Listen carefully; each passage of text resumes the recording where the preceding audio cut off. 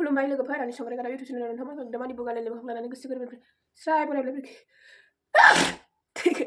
ओमफ्राय नै लोगोफोर गगासो मोनथ'खाबाय ओमफ्राय नोंथांमोना आंनि भिडिअखौ नायनो मोजां मोनोबा नायलांबाय थादो आरो चेनेलाव सोरबाबो गोदान फैबा अननानै आंनि चेनेलखौ साबस्क्राइब खालामदो जाम्बि चेनेलखौ होनदो ओमफ्राय नै लोगोफोरहा दा खामानि दामानि लाहार फाहार नोंथांमोननि गेजेराव आङो बारा ब्लगखौनो लाबोबाय थानो हाला माथो खालामनो लोगोफोर हालुवानि हिनजाव जाबाय जेला एकदम समजों लोगोसे खारफानो सोलोंनांगोन ओमफ्राय आंना खामानि दामानियानो ओरैबायदि हेरेसमेन्ट जानानै दं आरो लोगोफोर एसे खुगा मोननो नागिरनायनि जाहोना जाहैबाय नैबे नेट नुनाया नेटखौ बोरैबा अरेन्ज खालामनो नालाय माबायाव सबाय दङ सबायखौ फुनानै आं माने जों मैया ज' लानानै फैबाय आरो बिखुनजो आं ओमफ्राय आंनि स्वामि ओमफ्राय आं दासान्दि बिराद बेस्थ' लोगोफोर ओमफ्राय आङो ब्लगखौनो होनो हाला बा होनो होननानै लाबाय जेला सम होनांसिगोनबो ओमफ्राय आंनाव वाट्सएपफ्रानो गासिबो खमायजोब्बाय नै लोगोफोर माने बे खामानिनि थाखायनो आं नोंथांमोननि सिगाङाव सानफ्रामबो ब्लगखौनो लाबोनो हाला लोगोफोर अब्लाबो गोजों खेबसेबाबो होनोसै होननानै सानबाय ओमफ्राय नै बे मा बुस्थु मिथिगौना बे जाहैबाय माइ ओमफ्राय आं नोंथांमोननो खोन्थाखादोंमोन ना आंहा एग्रिकालसाराव कार्ड बानायदों हैनो होननानै बे एग्रिकालसाराव हैनो होननानै कार्ड बानायनायनि थाखायनो आङो नोंथांमोननि गेजेराव ब्लगखौनो लाबोनो हाला ओमफ्राय बिराद खामानि फैबाय नालाय सम आंबो खाबु मोनोब्ला एसे एनै बिजनेस मावनो गोसो जायो ओमफ्राय मावखानांगोनखा जों हालुवा जाबाय नालाय बेफोरनो थाइसे थाइनै जानाय नालाय ओमफ्राय आङो एबार 200 मननि कार्ड बानायदोंमोन ओमफ्राय आंहा 200 मनाव 20,000 लाब जागोन 20,000 लाब जानायाव आङो माबा मा होनो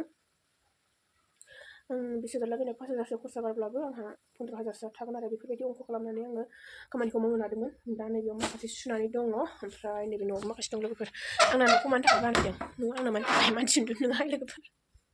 नै बेफोर उन्दुनो थाखायसो आरो नै बिसिनाखौबो आङो माबानानै दोनाखै थिखोनानै दोनाखै आरो गफंआव जोबसिगोनसो आखिबाय नै माया दंबावो आरो ओमफ्राय बे माइया गासै 200 मोनजाया बेयाव 150 मोनसो जानो हागौ ओमफ्राय माखासे मानसिफोरनाव खांबावनांगौ दङ फैसाफोरखौ एडभान्स होखाजोब्बाय सोरनोबा होनाय जाबाय सोरनोबा होनाय जायाखै जेनेबा एसे बुरजाफोरना थाबाय 10 मन 12 मन 15 मन बेफोरबायदि फाननायफोरनो होखाजोब्बाय आरो ओमफ्राय लोगोफोर आङो नोंथांमोननि सिगाङाव ब्लगखौनो लाबोनो हाला ओमफ्राय नोंथांमोननि सिगाङाव बेखौनो बुंनो होननानै आं दिनै एसे ब्लग बानायलायबाय आरो ब्लग भिडिअ'आनो बिदि जायो नामा मायो नामा होननानै एकदम नोंथांमोना कमेन्टआव दाहरसै आरो ओमफ्राय आंहा बिदिनो सम मावनो गोसो जायो ओमफ्राय एबार सानदों आङो माबायाव मा होनोमोनलाय मेसेङाव एसे बेसर एरिबो लानो होननानै दालिफोरखौथ' आं लाया बेसरखौ लागोन आरो थारमाने बेसरखौ हजों गुदामाव लायो नालाय काजलगावआवसो हैनांगौ बेसरखौ थांनाय बोसोराव लानाय जायाखैमोन ओमफ्राय आं एबार लानो होननानै सानदों आरो नोंथांमोननि अननाय मोनोब्ला लानोबो हागौ अननाय मोनोब्ला माने नोंथांमोनहा सापर्टल' खालामलांबाय थादो ओमफ्राय मेंग्लिजोब्बाय आं ओमफ्राय नै आंना बिमा हरदों ओमफ्राय मा होनो अमाबो दंना आंहा माब्रै बेखायनो ओरैबायदि खामानियानो जालाय